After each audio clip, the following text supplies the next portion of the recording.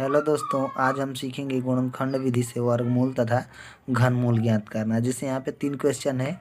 एक है 256 का वर्गमूल ज्ञात करो, 72 का वर्गमूल ज्ञात करो और 1000 का घनमूल ज्ञात करो। सबसे पहले हम लोग पहला को करते हैं। 256 का गुणनखंड निकालेंगे।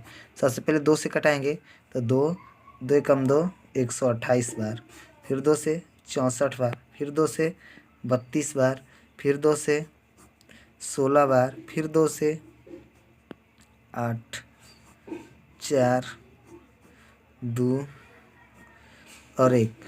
अब क्या करेंगे, इन गुणनखंडों का जोड़ा बनाएंगे। इन गुणनखंडों का जोड़ा बनाएंगे तो 2 गुणे 2 गुणे 2 गुणे 2 गुणे 2 गुणे 2 6 8। जोड़ा का मतलब 2 2।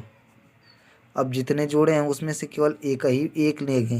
जैसे यहाँ 2 2 है तो 1 2, फिर 2 फिर 2 फिर 2, यानी कि 4 2 आएंगे। 2 गुणे 2 गुणे 2 बराबर 2 दूना के 4 दूना के 8 दूना के 16।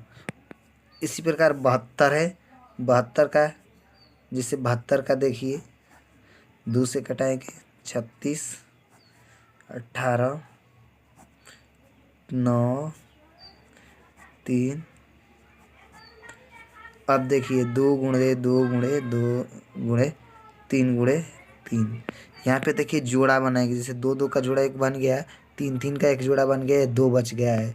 तो जिसका जोड़ा बनेगा उसको निकाल लेंगे, बाहर निकाल लेंगे 2 और गुणे 3। और जिसका जोड़ा नहीं बनेगा वो संख्या कर्ण में चली जाएगी।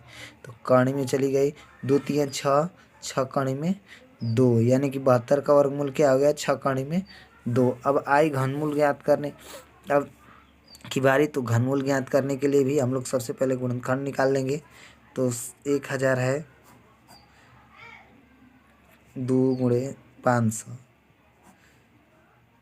250, 125, फिर 2 से नहीं 5 से, 2 से तो कटेगी नहीं क्योंकि विषम संख्या है। 5 से 25 पचे 125, फिर 5 पचे 25, फिर 5 एकम 5। अब घनमूल में क्या करेंगे कि 2 2 का नहीं, इनके गुणनखंडों का ऐसे लिख लेंगे। 2 गुणे 2 गुणे 2 गुणे 5 गुणे 5 गुणे 5। 3 3 का जोड़ा बनाएंगे घनमूल में। 3 3 का जोड़ा, जैसे यहाँ से 1 2 और ये 5 में से 5 निकल गया तो 2 पचे 10। तो 1000 का घनमूल क्या हो गया, 10। और वर्गमूल निकालने के लिए 2 2 का जोड़ा, जिन संख्याओं का वर्गमूल में जोड़ा नहीं बन पाएगा वे संख्याएं कर्ण में चली जाएंगी।